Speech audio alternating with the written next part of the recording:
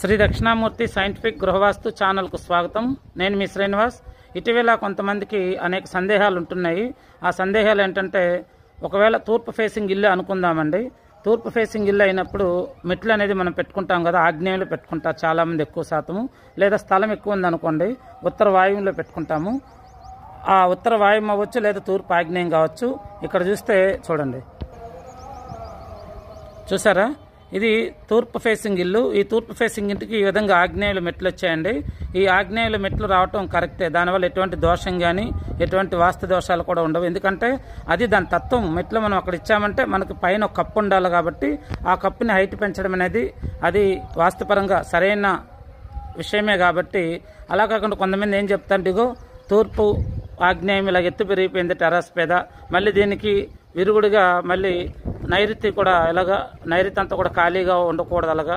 So ఇక్కడ తూర్పు ఆగ్నేయంలో ఎత్తుంది, లేదా పడమర వాయువులో ఎత్తుందని చెప్తూ మళ్ళీ నైరుతిలో ఇలాంటి గది ఒకటి నిర్మాణం చేయమని చెప్తారు.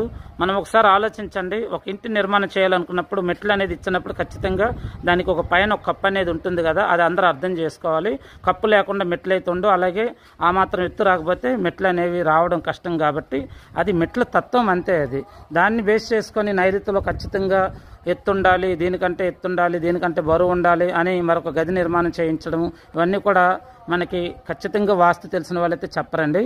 ఎందుకంటే మన దగ్గర బడ్జెట్ ఉంది, సరే మనం ఇక్కడ ఆగ్నేయం కంటే కూడా మెట్లు కంటే ఎత్తు ఉండాలనుకున్నప్పుడు బడ్జెట్ ఉంది అనుకుంటే ఖచ్చితంగా మీరు దక్షిణ మరియు పడమర ఈ రెండు కలుపుతూ నైరుతిలో గది అనేది నిర్మాణం చేసుకోవచ్చు.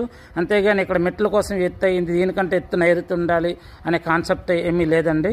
అలాగే వాయువులో మెట్లు ఉన్నాయి, దానికంటే నైరుతి ఎత్తు ఉండాలి అనే కాన్సెప్ట్ చాలామంది తప్పుడు సమాచారం ఇస్తూ ఉంటారు. దానివల్ల మనకి ఎటువంటి ఉపయోగం కూడా లేదు.